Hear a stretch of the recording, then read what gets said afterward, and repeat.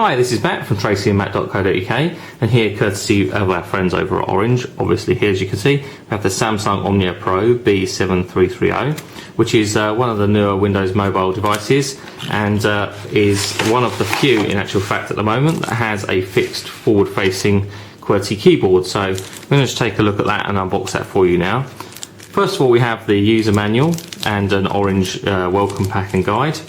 And the Getting Started disc, which contains the Windows Mobile software, ActiveSync 4.5 and Mobile Device Center. So you have the handset itself, which is a nice looking handset, kind of similar to the Nokia E71, but we'll look at that in a bit more detail in just a moment. Also in the box we have a headset, which has a micro USB style connector on one end, has an inline microphone with just a simple push button, no volume control, and then pretty standard headphones that are kind of lightweight and plasticky. They aren't terribly good, but they are the supplied headphones with the inline headset. It's a bit of a shame that it does take a micro USB style connector, because if you want to use your own headphones, you're going to have to find an adapter on eBay or somewhere. Then have a standard USB to micro USB sync and charge cable, and a wall charger, again has a micro USB connector on there. Then we have a battery, which is one of the larger batteries that I've seen at the moment. It's pretty huge. It is 1500 milliamp hour battery. Let's move all these bits out of the way and take a look at the handset itself in a bit more detail. And let's just peel off the screen protector off the front so that we can see that more easily. We have a forward-facing VGA camera that we can use for video calling. We have a 2.6 inch display, which is 320 by 320 pixels, so a square display. Not terribly many of these square displays around at the moment. Below that we have a D-pad, up, down, left, right, and obviously push button in the centre, soft keys, phone keys, home and back buttons, then a full QWERTY keyboard. It's quite a reasonably sized QWERTY keyboard as well, which is quite nicely laid out. Obviously we have the numeric keys there in red, which we have to press shift to actually operate them, or when we're actually in the phone mode.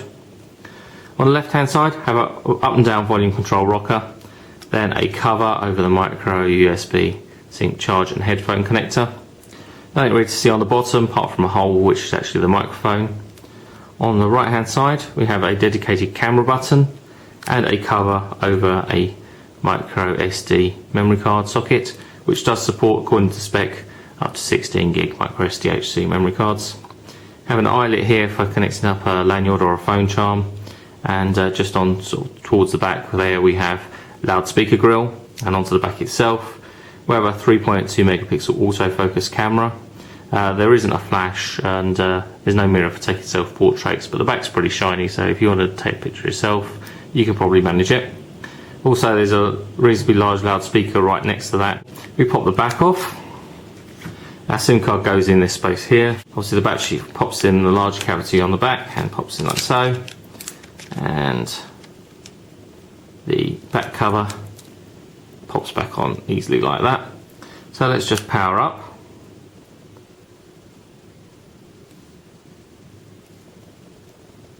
And while we wait for that to start up, let me just run down the rest specification for you. First of all, we have a 528 MHz CPU, coupled with 256 megs of RAM and 512 megs of ROM. As I say, 2.6 inch display is 320 by 320 pixels. Single microphone on the bottom, which is obviously mono. Quad band for GSM and dual band for HSDPA, so it will work pretty much wherever you're going to take it throughout the world, which is quite cool. Obviously supports vibrating call alert. Obviously one of the key features is going to be that QWERTY keyboard. We also have built-in Bluetooth 2 with EDR support, and Wi-Fi, which supports 802.11b and G protocols.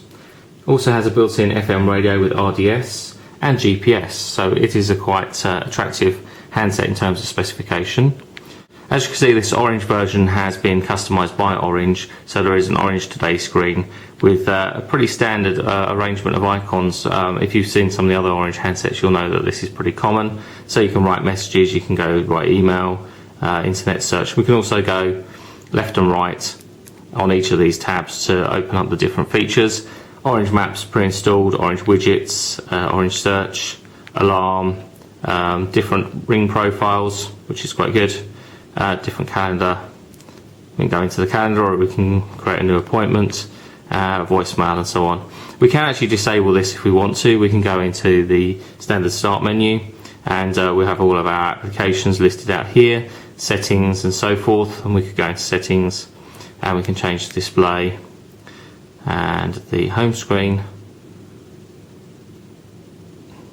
We can actually change to Samsung one, and there are quite a few installed on here, so we can go back home and wait for that to update.